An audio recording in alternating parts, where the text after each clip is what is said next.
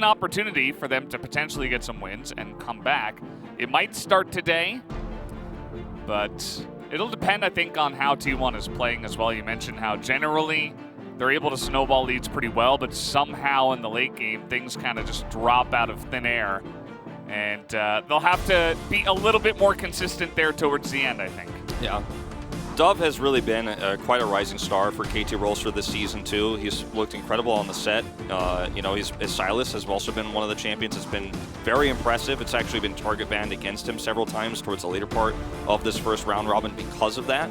So definitely a player to look out for, and this is going to be our key player matchup. Dove versus for KT Rolster, we have seen them on more of the same page than we have in years. Yeah. Especially with Harp coming in. Yeah, it's funny how that works. I think that bottom lane is only getting stronger. A very young bottom lane there for KT, but, you know, if Carrie is feeling a little bit under the weather, Teddy hasn't been as flashy and as dominant as previous seasons. Maybe this is their opportunity to come in here and challenge, as we are going to see a couple of AD carries banned away. We saw the Xin Zhao banned away from Blank. Actually, Faker going up against his former teammate here in this matchup. Yeah.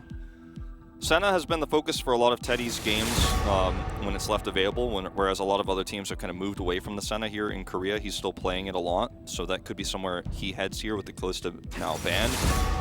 Set will be removed. This continues to be a trend. You know, one of the champions I trust that Faker will be able to make the big plays on later, but he's going to, or at least they're going to draft this Nocturne instead. Now this is, in some ways, oh, no, take it back, take it back. They're going to take the Rumble. I was going to say the Nocturne is in some ways a denial pick because Akali Nocturne has been a very strong pairing to engage from really long range and have really strong mobility in a team fight. Makes it very difficult to respond to that amount of damage coming onto your back line. See what KT want to respond with here, because you can get the you know, Kench for Senna. It's available. They're actually, this is really interesting. The Leona is another option if they wanted to flex all these, you know, around a little bit. And we're not going to see that. Twisted Fate's going to get locked in here, so it's going to be Jason the top lane. Rumble will be the jungle, not a soul lane, because that was another option they could have gone for before the Jace lock in. But this draft has some anti-dive with the, you know, speed that Karma's going to be able to have. And Akali's not like straight dive, but, you know, she is very highly mobile. The lockdown that Twisted Fate has means that if she does decide to go in and Twisted Fate's in position to actually gold card her, then you're often not going to get out because there's a lot of burst damage in this comp. But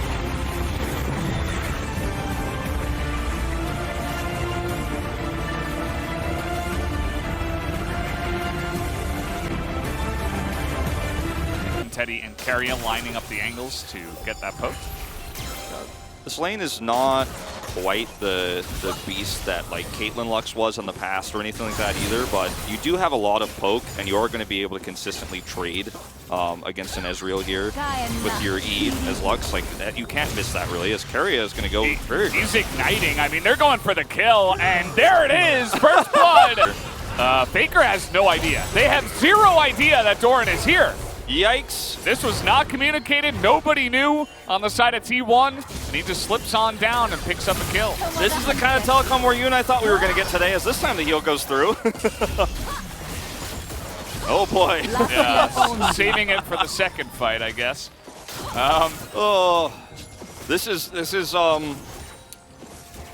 been an interesting early game to say the least, Valdez, but Faker goes down. He still has a pretty significant CS lead, as we are going to watch this Ignite play once again. Yeah, he's in the brush, they don't see him. Calling for level 2.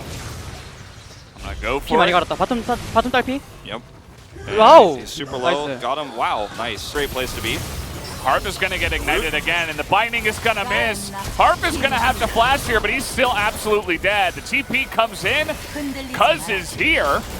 And Doran is going to have to back away, as he's even going to get rooted down. And they're still trading here as Noah tries to push them away.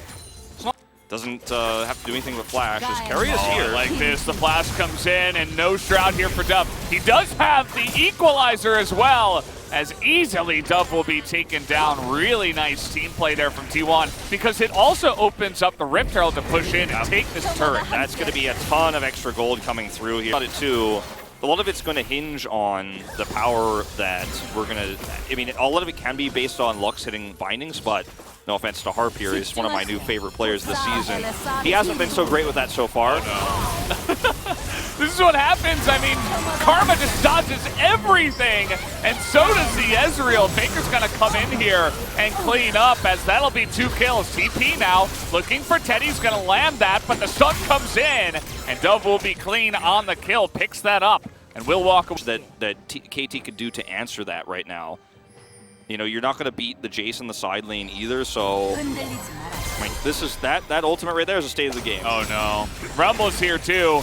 This is what we talked about in terms of target acquisition. You have 7 or 8 different ways to come from 3 different angles with this composition.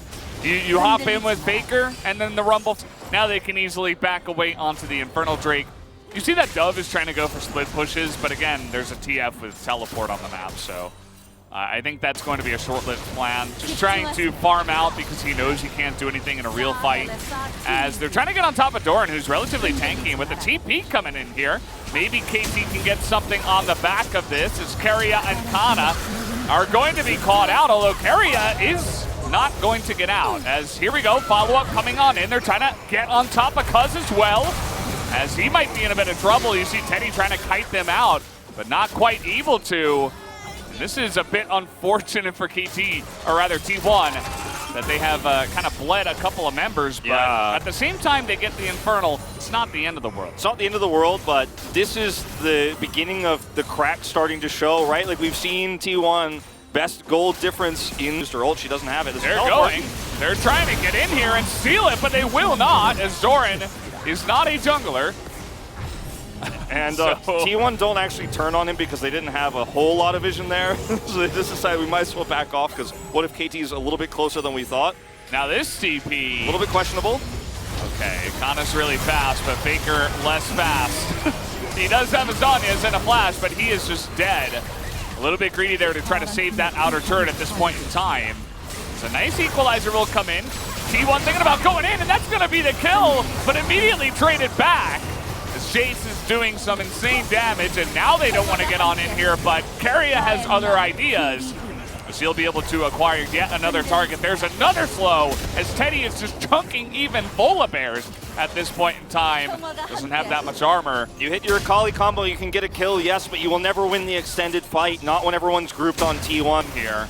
As now Teddy's kind of just going 1v4. Yeah, worst case scenario is Dove to lose health, because he needs to be full to actually get in and actually execute that combo and kill somebody. If he's at even, you know, 3/4 health, he might actually die before he gets that kill. Yeah.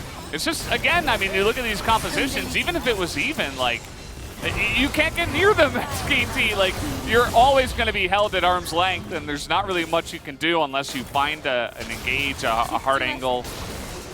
Yeah, or somebody makes a mistake, right? Yeah. And now Dove he's cleaning up the base. This is a 4v5 fight that KT can't take. Doran's trying to flank. And at this point, I don't think they even want to flip Barons. They're just going to go for the kills, as somehow Blank will survive. Actually, TP does come in. Teddy a little bit overstepping his boundaries, but you can see that Senna just dies. Dove is trying his best, but at this point, buddy, it's a little bit too late. So that's going to be 3 kills. Teleports will come in, and T1 will look to end this game. Very impressive, you know, adaptation here from T1 in the draft. Their draft ended up being a lot cleaner. They dealt with the Akali super well. She'll be 0-3 now. Yeah. In recent games. And they're looking for more. Carry's going to be taken down by the Fountain, but his sacrifice is not in vain, as even the equalizer was available after all that. That's game number 1, easily taken here by T1. There were a couple of like minor hiccups. They weren't even real hiccups. It's like when you swallow water the wrong way or something.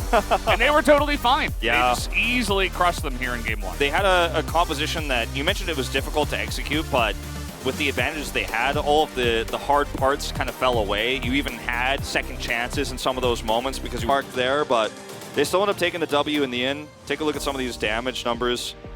Yeah. Yeah, I mean, this is kind of what we expected. The Viego was never able to do anything. Dove found a couple of picks, but eventually you have target acquisition with the TF. I'm kind of surprised that Rumble didn't do that much damage, but by the end of it, it didn't really People were dying so fast from Kana and